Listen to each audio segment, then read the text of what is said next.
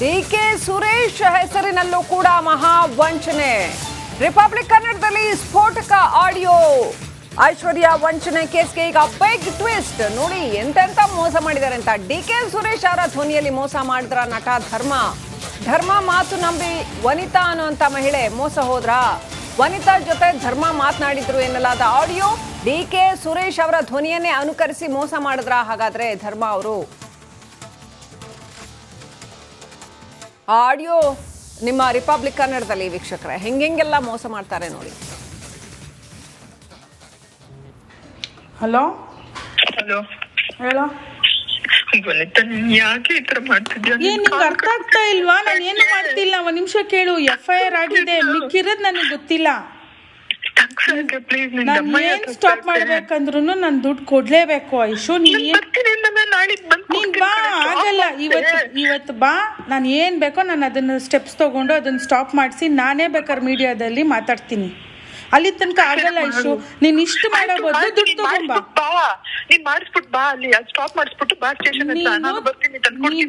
ನೀನ್ ತಗೊಂಬಾ, ನಾನು ಸ್ಟಾಪ್ ಮಾಡಿಸ್ತೀನಿ. ನೀನ್ ತಗೊಂಬಂದಿದ್ ನೆಕ್ಸ್ಟ್ ಮೂಮೆಂಟ್ ಸ್ಟಾಪ್ ಮಾಡಿಸ್ತೀನಿ. ಇಷ್ಟು ಮಾತಾಡೋ ಬದಲು ನೀನ್ ಬಾ, ಇಲ್ಲಿಂದ ಇಷ್ಟೇ ದೂರ ಇದೆ, ನಾನು ಸ್ಟಾಪ್ ಮಾಡಿಸ್ತೀನಿ.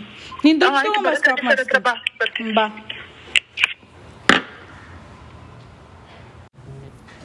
ಹಲೋ ಹಲೋ ಹೇಳೋ. ವನಿತಾ ನೀನ್ ಯಾಕೆ ಈ ತರ ಮಾಡ್ತಿದ್ಯಾ? ಏನ್ ನಿಂಗೆ ಅರ್ಥ ಆಗ್ತಾ ಇಲ್ವಾ? ನಾನು ಏನು ಮಾಡ್ತಿಲ್ಲ. ಒಂದ್ ನಿಮಿಷ ಕೇಳು. FIR ಆಗಿದೆ, ಮಿಕ್ಕಿರೋದ್ ನನಗೆ ಗೊತ್ತಿಲ್ಲ. ನಾನು ಏನ್ ಸ್ಟಾಪ್ ಮಾಡ್ಬೇಕಂದ್ರು ನಾನು ದುಡ್ಡು ಕೊಡ್ಲೇಬೇಕು. ಐಶು ನೀನ್ ಬಾ, ಆಗಲ್ಲ. ಇವತ್ತು ಬಾ.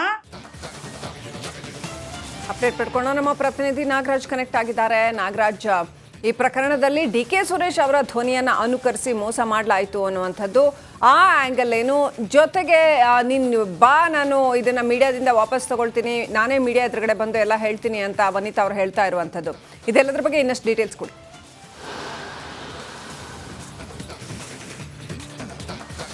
ಶ್ರೀಲಕ್ಷ್ಮಿ, ಏನು ಚಂದ್ರಾಲೇಔಟ್ ಠಾಣೆಯಲ್ಲಿ ಪ್ರಕರಣ ದಾಖಲಾಗುತ್ತೆ. ವನಿತಾ ಐತಾಳ್ ಅನ್ನೋರು ಐಶ್ವರ್ಯ ಗೌಡ ನನ್ನಿಂದ ನಮ್ಮ ಜ್ಯುವೆಲರ್ಸ್ನಿಂದ ಸುಮಾರು 14 kg ಚಿನ್ನವನ್ನು ತೆಗೆದುಕೊಂಡು ಹೋಗಿ ವಂಚನೆಯನ್ನು ಮಾಡಿದ್ದಾರೆ, ನನಗೆ ಅದನ್ನು ವಾಪಸ್ ಕೊಡ್ತಾ ಇಲ್ಲ. ಈ ಒಂದು ಬಿಸ್ನೆಸ್ಸನ್ನು ನಡೆಸುವ ಪ್ರೋಸೆಸ್ಸಲ್ಲಿ ಮಾಜಿ ಸಂಸದ ಡಿಕೆ ಸುರೇಶ್ ತಂಗಿ ತಾನು ಅಂತೇಳಿ ತನ್ನನ್ನು ತಾನು ಬಿಂಬಿಸ್ಕೊಂಡಿದ್ಲು. ಜೊತೆಗೆ ಈ ಒಂದು ಪ್ರಕರಣದಲ್ಲಿ 3ನೇ ಆರೋಪಿಯಾಗಿರ್ತಕ್ಕಂಥ ಕನ್ನಡ ಚಲನಚಿತ್ರದ ಖ್ಯಾತ ಕಳನಟ ಧರ್ಮ ಅವರು ಕರೆ ಮಾಡಿ ತಾವೇ ಡಿಕೆ ಸುರೇಶ್ ಮತ್ತು ಐಶ್ವರ್ಯ ಗೌಡ ತನ್ನ ತಂಗಿ ಅನ್ನೋ ರೀತಿಯಾಗಿ ಫೋನ್ನಲ್ಲಿ ಮಾತಾಡ್ತಾ ಇದ್ರು ಅಂತೇಳಿ ಪ್ರಕರಣ ದಾಖಲಾಗಿದೆ. ಅದಕ್ಕೆ ಸಂಬಂಧಿಸಿದಂತೆ ಒಂದಷ್ಟು ಆಡಿಯೋಗಳು ಲಭ್ಯ ಆಗಿರ್ತಕ್ಕಂಥದ್ದು. ಇದು ಐಶ್ವರ್ಯ ಮತ್ತು ಏನು ವನಿತಾ ಇದ್ದಾರೆ, ಇವರಿಬ್ಬರ ನಡುವೆ ಕಾನ್ವರ್ಸೇಷನ್ ಆಗುವಂಥದ್ದು. ಇದರಲ್ಲಿ ಭಾಳ ಸ್ಪಷ್ಟವಾಗಿ ಕೆಲವೊಂದು ವಿಚಾರಗಳು ಗೊತ್ತಾಗುತ್ತೆ. ಏನಂತಂದರೆ ಇವರಿಬ್ಬರಿಗೂ ಮೊದಲಿನಿಂದಲೂ ಸಹ ಒಂದು ಬಿಸ್ನೆಸ್ ಇತ್ತು. ಇದರ ಭಾಗವಾಗಿ ಸಾಕಷ್ಟು ಬಾರಿ ಪೊಲೀಸ್ ಠಾಣೆ ಮೆಟ್ಟಲನ್ನು ಸಹ ಏರಿದ್ರು. ಆದರೆ ಯಾವಾಗ ವಿಚಾರಗಳೆಲ್ಲ ಮಾಧ್ಯಮಗಳಲ್ಲಿ ಬರ್ತವೆ, ಐಶ್ವರ್ಯ ರಿಕ್ವೆಸ್ಟ್ ಮಾಡ್ತಾರೆ ವನಿತಾ ಅವ್ರ ಹತ್ರ, ಏನು ಇದನ್ನೆಲ್ಲ ಇಲ್ಲಿಗೆ ನಿಲ್ಲಿಸು, ನಾನು ಆದಷ್ಟು ಬೇಗ ನಿನ್ನ ಹಣವನ್ನು ಸೆಟ್ಲ್ ಮಾಡ್ತೀನಿ, ಇದೆಲ್ಲ ಹೊರಗಡೆ ಬಂದರೆ ನನಗೆ ಯಾರು ಹಣ ಕೊಡಲ್ಲ ಅನ್ನೋ ಮಾತುಗಳನ್ನು ಹೇಳುವಂಥದ್ದು ಈ ಆಡಿಯೋಗಳ ಲಭ್ಯ ಆಗಿರ್ತಕ್ಕಂಥ ಆಡಿಯೋಗಳಲ್ಲಿ ಕೇಳಿಸ್ತಾ ಇರ್ತಕ್ಕಂಥದ್ದು.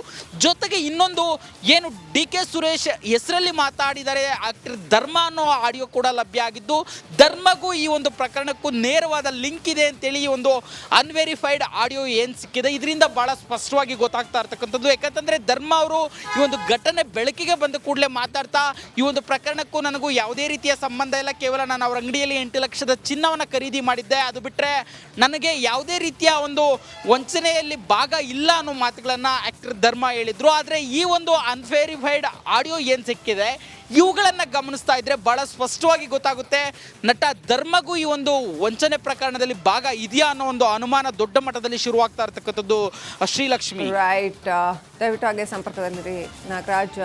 ಹಾಗಾದ್ರೆ ಧರ್ಮ ಏನು ಹೇಳಿದ್ರು, ಧರ್ಮ ಅವ್ರ ಜೊತೆ ಮಾತನಾಡಿದ್ದಾರೆ ಎನ್ನಲಾದಂತಹ ಆಡಿಯೋ ಏನು ನಾವು ಹೇಳ್ತಾ ಇದ್ದೀವಿ, ಆ ಆಡಿಯೋ ಹೇಗಿದೆ, ಏನು ಮಾತನಾಡಿದ್ದಾರೆ ಅದರಲ್ಲಿ ನೋಡಿ.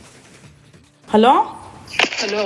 ಹಾ ಐಶು, ಇಲ್ಲ ನಿನ್ ಕಾಲ್ ಕಟ್ಕೊತೀನಿ, ಸ್ಟಾಪ್ ಮಾಡ್ಸಿ. ನನಗೆ ದುಡ್ಡು ಬೇಕು ಐಶು, ನನಗೆ ದುಡ್ಡು ಬೇಕು.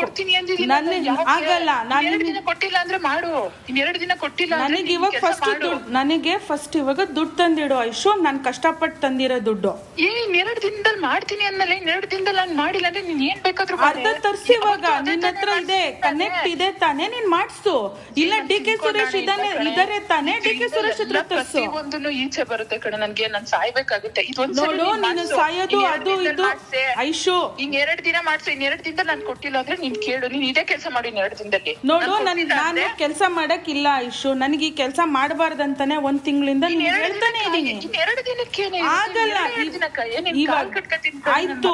ಮನೆಗ್ ಬಂದಿದ್ದಾಳೆ, ಅವಳು ಮುಂದೆ ಅವಮಾನ ಆಗುತ್ತೆ ಕಡೆ. ನಿನ್ ಕಾಲ್ ಕಟ್ಕೋತೀನಿ ನನ್ನ ಮಗಳು ಮುಂದೆ. ನೋಡ ಐಶು, ಇದು ನನ್ ಕೈಯಲ್ಲಿ ಇಲ್ಲ. ಬರ್ಸ್ಕೊಂಡಲ್ಲಿ ಏನ್ ಬರ್ಸ್ಕೊಂಡೆ? ನಾನು ಅವತ್ತು ಹೇಳ್ತಾ ಇದ್ದೀನಿ 5-6 ಕೆಜಿ ಬರ್ಕೊಂಡಾಗ್ಲೇ ಹೇಳಿದ್ದೀನಿ. 2 ದಿನ 2 ದಿನಕ್ಕೆ 26 ಅವ್ರಿಗೂ ಹೇಳಿದ್ದೀನಿ ಸರ್. 26ನೇ ತಾರೀಕು 27ನೇ ತಾರೀಕಲ್ಲಿ ಅವ್ರಿಗೆ ಬರ್ತೀನಿ ಸರ್ ಅಂತಾನೆ ಹೇಳ್ಬಿಟ್ಟು ಬಂದಿದ್ದೀನಿ. ಕೇಳು, ಇನ್ 2 ದಿನಕ್ಕೆ ಪ್ಲೀಸ್ ನಿನ್ ಕಾಲ್ ಕಟ್ಕೋತೀನಿ ಕಣೆ.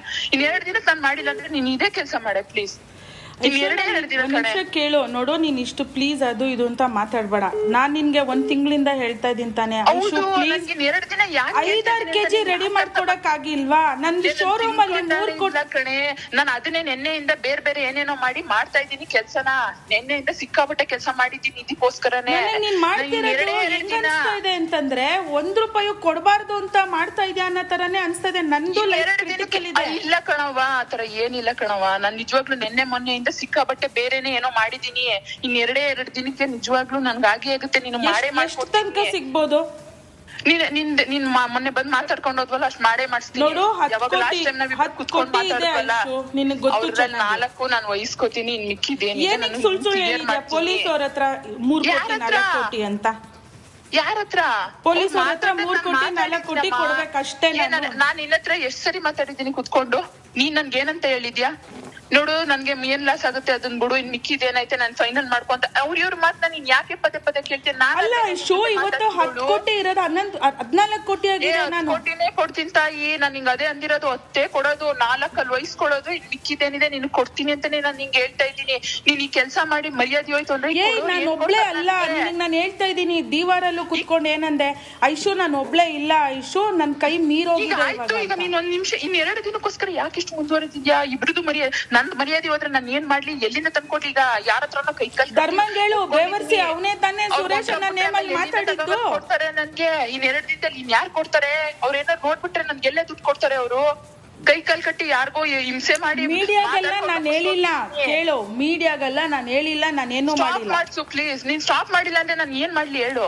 ನಾನು ಇವಾಗ ಮಾತಾಡಿ ಟ್ರೈ ಮಾಡ್ತೀನಿ, ಬಟ್ ದುಡ್ಡಂತೂ ಮಾಡ್ಸು. ನಾನು ಇನ್ 2 ದಿನದಲ್ಲಿ ನಾನು ರೆಡಿ ಮಾಡ್ತಾ ಇದ್ದೀನಿ. ಇನ್ 2 ದಿನದಲ್ಲಿ ನಾನು ಏನಾರು ನಿನ್ನ ಹತ್ರ ಕುತ್ಕೊಂಡು ನಾನು ಇಷ್ಟೇ ಕೊಡ್ಬೇಕು ಅಂತ ಮಾತಾಡಿದ್ರೆ ನೀನ್ ತೀರ್ಮಾನ ತಗೊಳ್ಳೋದ್ರಲ್ಲಿ ಅರ್ಥ ಇರುತ್ತೆ. ನಾನೇ ಮಾತಾಡಿಲ್ಲ ಅಂದ್ಮೇಲೆ ನೀನ್ ಹೆಂಗೆ ತೀರ್ಮಾನ ತಗೋತಾ ಇದೀಯಾ? ನಾನ್ ತೀರ್ಮಾನ ನನ್ನ ಹತ್ರ ಆಗ್ತಾ ಇಲ್ಲ. ನನಗಿಲ್ಲ ಅಂದ್ರೆ ಅವ್ನ್ ಕೇಸ್ ಆಗ್ತಿಲ್ಲ. ಮಾಡ್ತಿದೆ ಅಂತ ಹೇಳ್ಬಿಟ್ಟು ಬಂದಿದ್ದೇನಲ್ಲ ಮೊನ್ನೆನೂ. ಪ್ಲೀಸ್ ಸ್ಟಾಪ್ ಮಾಡ್ಸಿ. ಆಯ್ತು, ನಾನು ಮಾತಾಡ್ತೀನಿ.